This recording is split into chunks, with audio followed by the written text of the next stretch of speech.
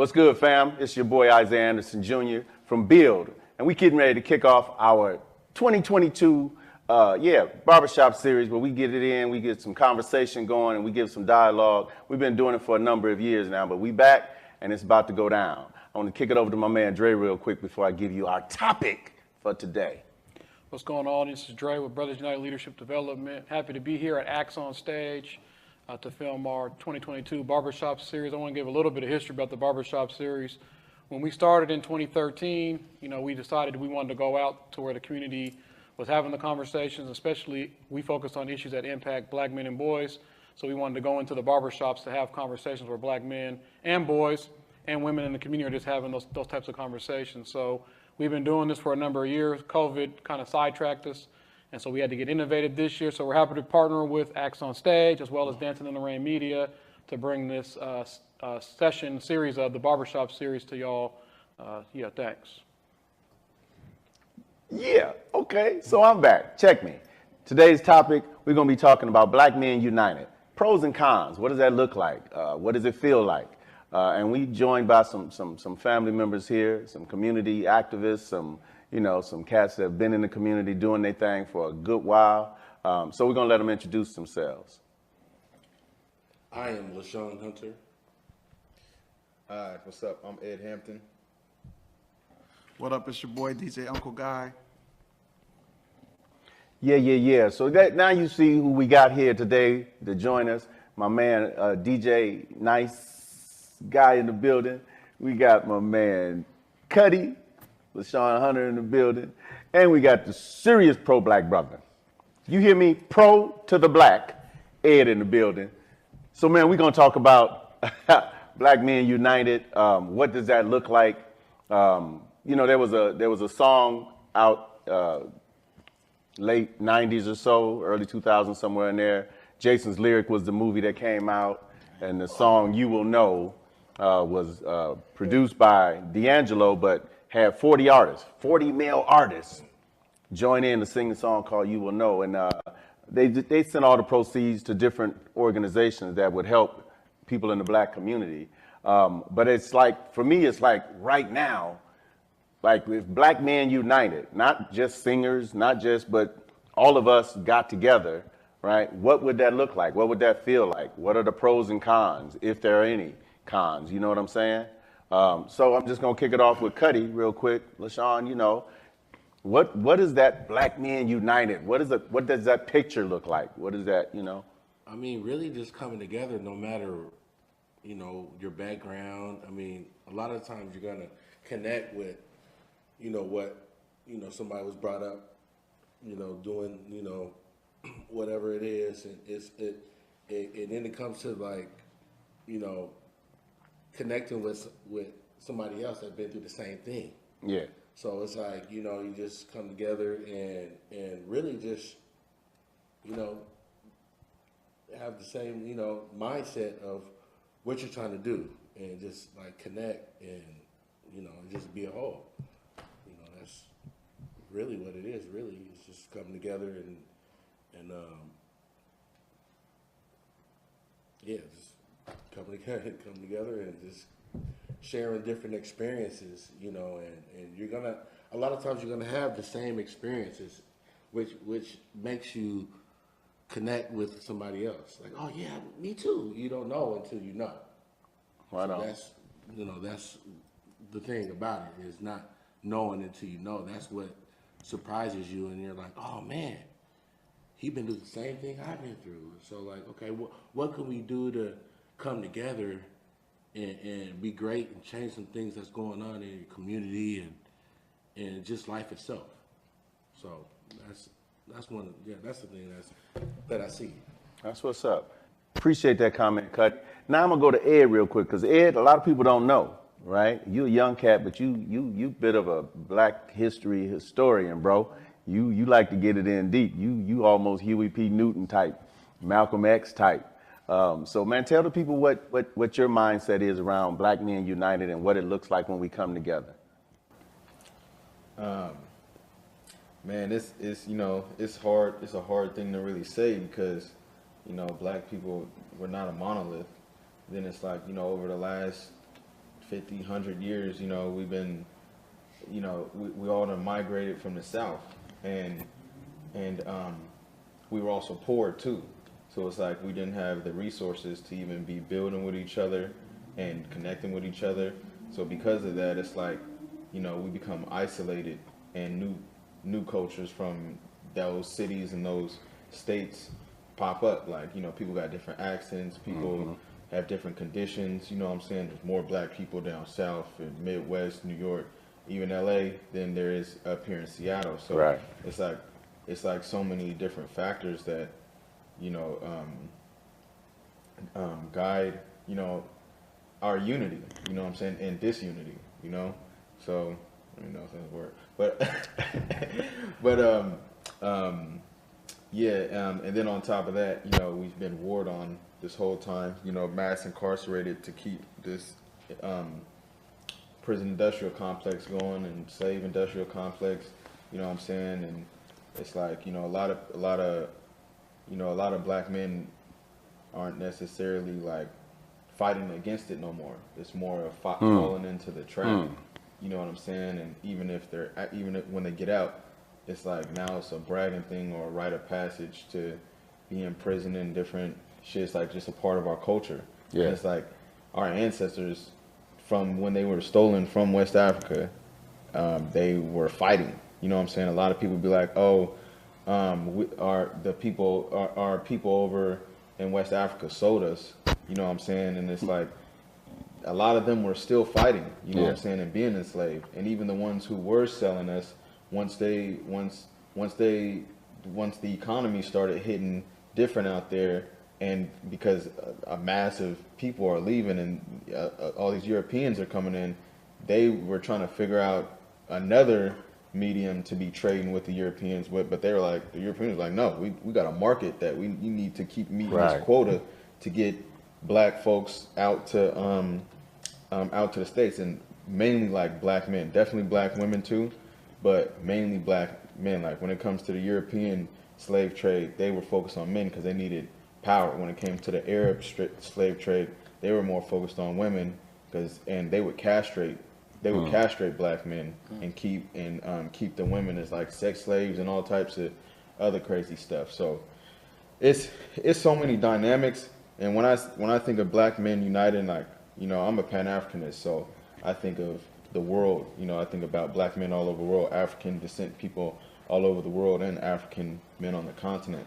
So what does that actually look like to reconnect with, you know, black men on the continent who are going through the same stuff as us, you know, but speaking different languages? Yeah. So, yeah, that's deep, man. You going deep. Yeah, he did. When you said they're going through the same thing, but we speak different languages, that's deep in the sense that because I don't understand you means I'm disconnected, right? And we're going through the same thing, but we have two different types of language.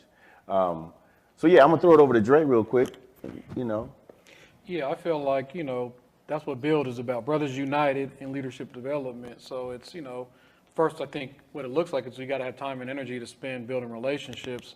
If we don't have that and we just focus on, you know, Ed's touched on this a little bit, like capitalism. If we focus on capitalism, we just get on the hamster wheel and just, you know, you guys spending so much time trying to get money to pay your bills and buy your kids things and holidays and all this other stuff. And we think we just need to have time and resources to really just slow down and spend time with each other as black men, get to know each other. And that's what we've tried to do with BUILD.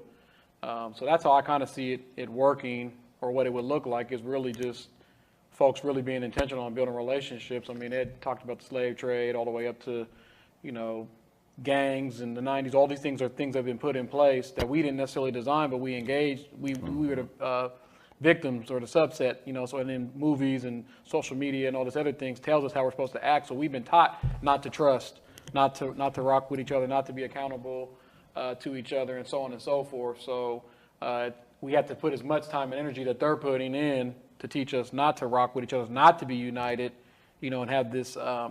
We're really tribal people. Black folks in general are tribal people, right? Folks of color in general are tribal people. So we're really supposed to be together and spending time with each other, sharing stories, learning from one another. We have a lot of resources, and a lot of our resources and the skills that we have individually don't even necessarily be money. We have access to a lot of money too, but the problem is we don't have a lot of trust.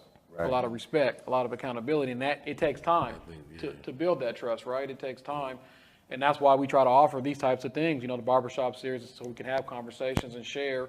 And now we're spinning off and doing a salon shop series to give women an opportunity. Because as we started, when we started, Bill, it was like, hey, we're going to focus on issues that impact black men and boys. But we know anything that impact us impact our women, right? But we just feel like we got to fix home first, get our stuff together, get our core, get our relationships together.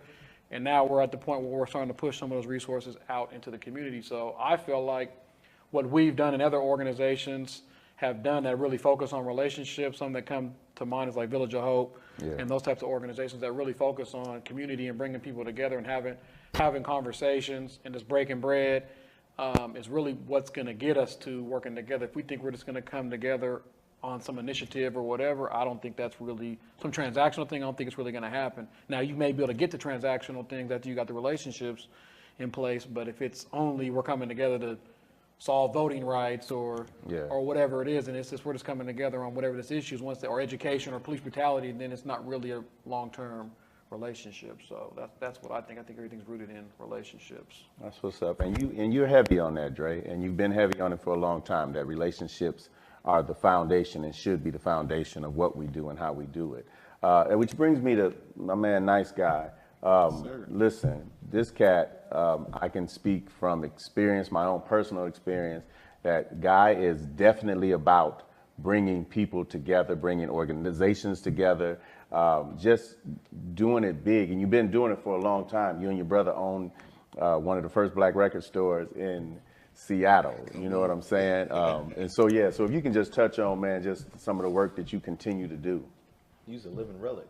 You believe that? I remember the gumbo mix. The gumbo Nice Guy's mix. been around, man. Can I get another gumbo mix? R&B, though. Man, we going off the topic. The topic is, ARS. man, just like you said, Zeke, like you said, that's what this is all about, building. I was groomed, prepped, taught by OGs, taught by my mom, taught by my family to work together. It's smarter to work together, so I love to see us work together. I love to see us come together. Love to see it make it. That's magic, like you said. You got the new and improved, got the seasoned vet, got the. That's a relic. For real. I got more gray, but it's a beautiful thing, like you say, man. It's a blessing to get a place, an environment where you can relax and communicate with the brothers, come together, build resources. And I just see it as a beautiful thing, man. That's it. I always been groomed, support black, be black, help black do this. So us coming together is a beautiful thing, but you know that negative side comes too. So, let's talk about that real quick. And all of us have touched on parts of what causes that lack of trust or that lack of wanting to get involved because I've been burned before. People have heard me say some of my greatest moments since I've been in Seattle has been from people that look like me. Some of my worst moments have been with people that look like me. And so, let's touch on that for a minute. What else causes, aside from, right, we were separated, right? Our languages were changed. And so we started doing that. The fact that we're going through the same things with different understandings. So Ed, how do you feel about some of the negative aspects of all that?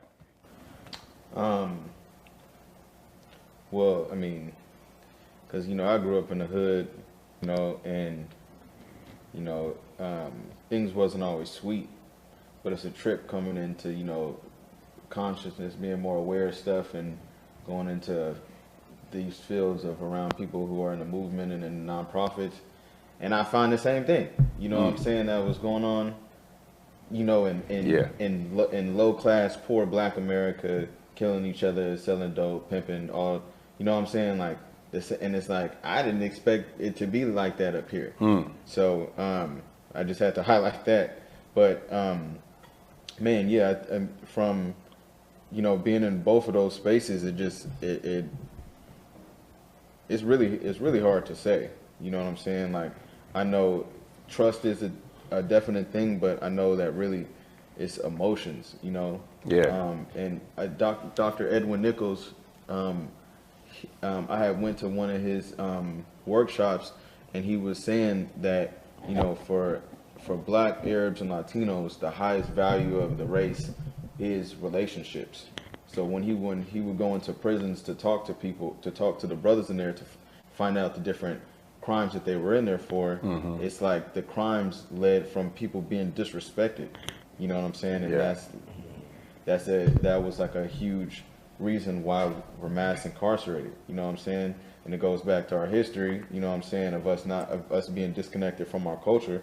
So that's why I really feel like, you know, us really finding out about who we are and how we operated, you know, from the source, not from the branches of this tree, because we're always reacting to, you know, if a police kill us, we come together on that. Yeah. And it's like, we need to come together before that. Absolutely. You know what I'm saying? We need to be having BUILD Black Barbershop Series in every city. You know what I'm saying? In every county, really. That's what's up. You feel me? Like, people need to be already building, because it's like, then people come together around a very important cause, and nobody's even on the same page about what we should do about it, or if they do get on the same page, you know, people got ulterior motives in their background, and then let the wrong person get disrespected, and that's your ass, or you're canceled, or, you know what I'm saying, there's some type of, it's gonna happen to, something's gonna happen to literally just destroy and splinter, and we're back in the same spot again. And it's just a cycle that I see happening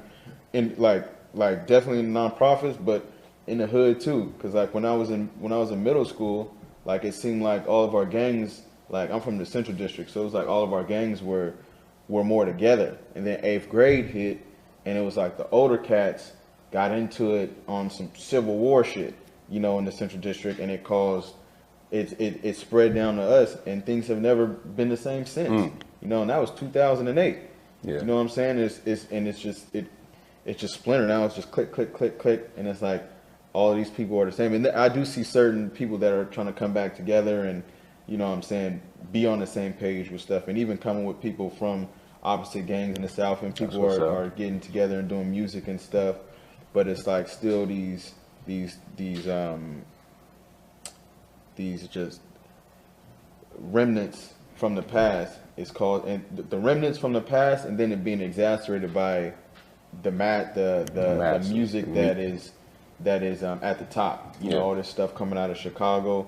It's just making the kids want to be more, you know, get their stripes off of killing, or getting their stripes off of doing whatever illicit street shit. You know what I'm saying? And it's So you touched on a serious point to me of disrespect, right? And when we as a people start to feel like we've been disrespected, I'll share this real quick, and Dré knows this. I've always touched on that of trust and that of knowing, right?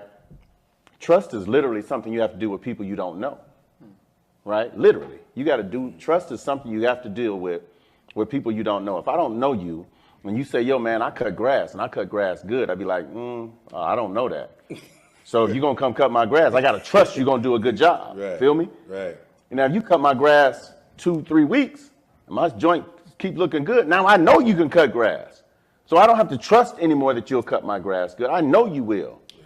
But if you mess up my grass, a month later, I'm like, wait a minute, I knew this cat could cut my grass, but now I got to trust him again, right? So we as a people, and it all goes back to Dré saying that of relationships, right? Relationships allow us to get to know people, right? Sure. I don't have to trust that guy's gonna call me if he's got an event that he wants. I know Guy will call me, right? Sean is my cousin. I don't have to trust that he's gonna call me if something go down in the family. I know he's gonna call me, right? Dre's my brother. It's like, I know what this cat will do. So I don't really have to trust that they'll do it, because I'm knowing. It's when we get in that unknowing, that it starts to become an issue, that we start to feel like, oh, you disrespected me, bro. For real? This is how we gonna get down, right? And also, Ed, you touched on when they separated us and made us then have to use our own, right, to get what we get. When we finally come back together, it's like, now I got mine. Right. You were able to get yours. Don't try to come at mine, right? Because we came at it, we got it, we both got it, but we both got it differently, right? And how I got mine is how I want to keep mine. And how you got yours is how you want to keep yours, right? And that's a lot of the mentality, because we didn't have the opportunity to create those relationships of knowing one another, right? As opposed to having to trust. And you know, that old saying, if you're looking for dirt, you can walk in the cleanest spot. But if dirt is what you're looking for, dirt is what you'll find. Right. No matter how clean it is. Yeah. You know what I'm saying? So Cuddy, where you at with this, man? I mean, yeah, it just, I mean, your upbringing, like, you don't know until you really know, you know what I mean, what's going on and everything, and it's just like, you know, once you like, you know, I learned like through the years, it's like you just start knowing and like getting better. If you want to be better, you start knowing and then like growing, and it's like, man, I don't want to be like how I was last year. I don't want to be how I was growing up. Let me talk to some people so I'll know like where they're at too. You know what I'm saying? Like, cause I'm not trying to be where I was at. So let me like, you know, reach out to my peoples, and like the closest people to me are the people that I met through other people. It's not people that I've known for a long time. And I'm thankful for it. And I think every day I'd be like, I didn't ask to be here. I didn't pray. I didn't ask to be, you know what I'm saying, be close to this person. Yeah. And you know, their experience, my experience, and it just click, and then it just blossoms, you know what I mean? And I think it just kind of just starts like where you just, you know, from the bottom up and just growing. And just knowing like, I don't want to be where I was, and just, you know, just coming up from that. Well, that's what's, and guys, so, you know, another term I use in Dré always reminds me that I used to always say, in every aspect of life, no matter how old you get, no matter what status you get, no matter how much amount of money you get, in every aspect of life, you are either going to be a student or a teacher. Yeah. Right? Period. In every aspect, student or a teacher. And I always say, as a student, pay attention, get the right information. Right? Because as a student, you can get the wrong information. And then when you become a teacher, you give that wrong information. I always give the example, like, anybody ever ask somebody for directions and they've been like, yeah, man, you go over here and you go over there, and it's like the wrong directions. You be like, you didn't know, say you didn't know. Why you do that? Right, why you gonna get me lost? right? Now, I didn't gave somebody else the wrong direction, you know what I'm saying? But Guy, bro, you've always been, you know, though you continue to be a student, you've always been a teacher in the community, bro. So can you just speak to that? It's just the way I was raised. Like I said, I was raised by OGs, by my mom, by my aunts, my family, the older fools from the hood. Everybody it was just no jealousy. I think that's what saved it. Just no jealousy. I'm not jealous. It'll be real. You do you, I'm gonna do me. We gonna make it. Let's go. You know, real. No we gonna be all right. I was able to put my ego to the side. And it made it work, but a lot Guy of people would can't always say, "There's enough money to go around."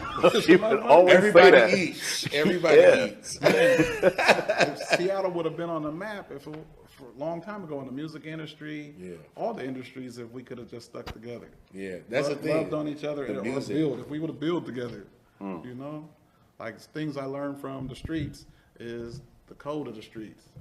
You know, so I learned the code. Then I learned from OGs you know, the game of watch out for this, the flaws, the pitfalls, everything. So, but it's just sad, like you said, it's just sad, like the negativity. It just could be like me and my lady friend could be building a certain way. Isiah and his wife could be building a certain way. And all it takes is my girl to say, Isaiah's been having a lot of, you're exactly right. Huh. And then, but I've been knowing Zeke for years. Yeah. So I'm not even gonna listen. I'm like, yeah, baby, and I just stay focused. But just like you said, it's just sad, like the things that, like you talk about the streets, the different cliques and everything. Me, once you see it, the sad part with me, I built up a walk away syndrome. Oh no, I'm about to walk away. If it's too negative, if it's messing up my peace, I'm gone. Yeah. It's like your first instinct, you gotta listen to that. You go feeling some kind of way, like, if you don't fight it. Don't fight the feeling. You don't want this free game. You don't want this education. You don't want this help. He might want it. You might want it. Dré might want it. Zeke might want it. So I just keep on moving. Don't hurt. You know, it's all good. That's one of the things that I admire about Dré is that Dré is literally going to get it in first. He's going to get it, and then he'll be like, yo, man, I just figured this out. Bam. He'd be like this, oh, how long did it take you to figure it out? Man, I stayed up all day, all night. He'd be like, did you sleep, Dré? I didn't. He doesn't sleep. He doesn't, bro. He dives in, and he's always coming in. You know how some people will come into something and they're looking at it one way? Dré literally off top just comes in like, okay, and what does it look like that? And how is it looking from this angle? And how is it looking from that angle? And so, you know, Dré, just your own upbringing, bro. Could you share what is that motivation? Yeah, I want to touch on some of the stuff that folks talked about, but I'll answer that as well. But, you know, like I said, I was raised in community. But, you know, part of what sparked me to start BUILD was I didn't have a dad. I didn't have uncles, and like all the older cats that were in the hood, I thought they were putting me on, but they were putting me in traffic. They were putting me in a negative situation. So I was even reflecting on where my son's at, being offered, you know, scholarships to go to O'Day and aviation and Kennedy. You know, for my education, I went to 10 schools between kindergarten and 12th grade. So it was like first and goal, and they were like, punt that cat, get him out of here. You know what I mean? So this, and not only that, like the relationships that my son has with Guy and you and Aaron and Larry and John Page, Ed, like all these black men that are around, like he has a community. So I know if something happens to me, he's good. Believe that. No matter what. So that's, but I was raised up, you know, in community, but then I, you know, steered left when I got into the streets. But then there was people like Guy, who taught me about business. Like him and his brother, they had ARS records. We talked about this. So it's giving the game and taking, and I kind of operate in community work the way I do as a parent, right? You take all the negative BS and try to keep that away from your kids, and then you try to take the positive and amplify it. Yeah. So what I tried to do was amplify the people that were beneficial, Glenn Hubbard's, Tim Metcalf's, James Hampton's, Guy Davis, you know, all the people that were beneficial to me, and I tried to amplify that. And that's part of why I got into Parks and Rec, because Rainier Late Night and those types of things were beneficial to me. So that's kind of how I try to navigate things, you know, and try to get everybody's perspective, and kind of that's what kind of like we try to have that flatline leadership with BUILD too. Everybody's voice matters, and you know, everybody's input is important. But I want to touch on what Ed talked about, because it was very important. I called it the term that you're talking about, where like these nonprofits and stuff are having the same behavior as the streets is really, it's institutional gang banging. So people are just banging, you know, it's just banging on a different level, you know what I'm saying? And really what drives it is capitalism. Is people don't have the resource that they need to really thrive and be happy and be joyful. And so the system sets these RFPs and tools up to where you gotta try to be the one, and and then you end up finessing each other, and it's really about the money. And that's why I always say money's a disorganizing tool in our community, because you were on the workshop on Saturday where Corey talked about like money is, the real freedom is money. If you got effort money, then you can, like on my situation, my job got me stressed out. Hey, guess what? I'm going half time. Most people don't have the flexibility to do that. They got to continue to deal with what they got to deal with to make things happen. So the same things happen in these nonprofits and people who say they're woke and proactive, because at the end of the day, they got to feed their kids. They got to pay their light bills. They have to do all these things. And they may have somewhat of analysis, but sometimes that's an issue too with coming together. So a con with coming back to your question, coming together is everybody's not on the same page.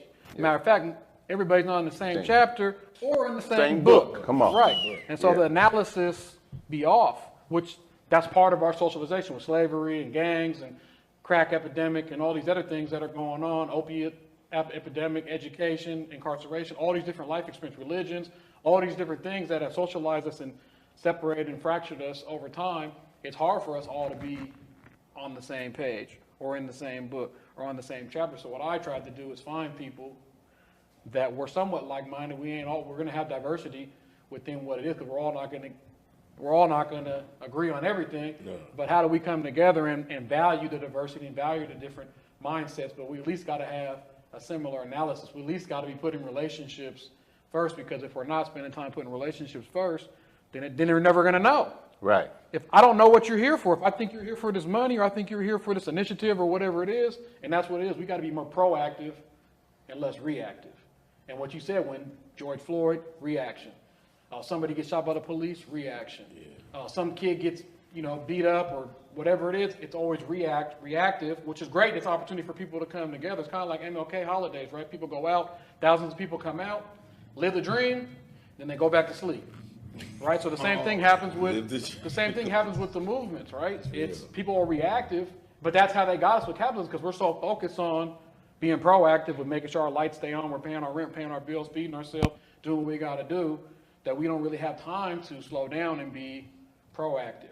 I need to be able to be proactive to be able to build relationships with each one of you guys individually, reach out to people individually, rock with people individually. If you're not intentional about doing that, it's not going to happen. And the system knows that's not going to happen, and the less we can be united, the less when we need to really come together and really rock, it's not going to stay together, because we're just reacting to whatever that situation is, and once that thing fizzles out, or they throw a little bit of money in there, there's the distraction. So I think what you talked about is very profound, especially around, like you're saying, I've seen the same behavior from cats that shoot 'em up, bang, bang, we're just shoot 'em up, bang, bang on a different level. It's institutional gang banging, you know what I mean? And it's worse when it happens up here, though, because all these resources are supposed to be stopping the shoot 'em up, bang, bang. Right. Like, it'd be tripping me out how people act. I'm like, you guys not understand that if you get on the same page, we could stop a lot of kids from dying. Yeah. Like a lot of girls from going missing or running away, or whatever's going on. Like it's so the most dangerous thing is when folks think they're doing good work.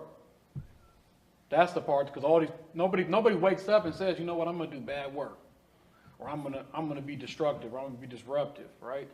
That's the part that's where the socialization and the like I said, your analysis is off when you start thinking you're doing good work, but you're really not. You can't see the full field, In sports we call it vision. Like, you can't see down the court. You're just seeing right here, dribbling with your head down. So, I don't think nobody that I've seen like doing community work in the Seattle area region is intentionally doing bad work, but I think a lot of folks are doing bad work because their analysis is often in its overlay with capitalism. It's hard to see down the court when you're trying to pay your rent, when you're trying to keep the lights on, when your kids you're dealing with all these isms that you're trying to fight. Your kid's going to jail. Your kid may have a gun, and you're trying to, react instead of being proactive. You're being reactive. So I try to set up a situation for my son where I can be proactive. So if something happens to me, the community's going to step in and make things happen. So I don't know if that answered your question. Absolutely. So we just want to thank everybody. Dré, my man Dré, my man Black Power. You already know Edd in the building.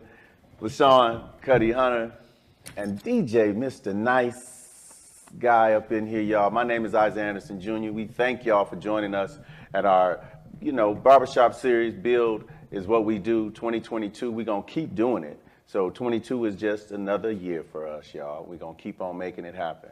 Any last words, Dré? No, thanks to Axe on Stage. The partnership that we have with y'all, Z, is dope. And the Black Elephant Party, Mr. Nice Guy, Dancing in the Rain Media, and the Underground Barber, who's been chopping me up, got the lowest rates in town, man. You better get on. Turn left, turn right. You better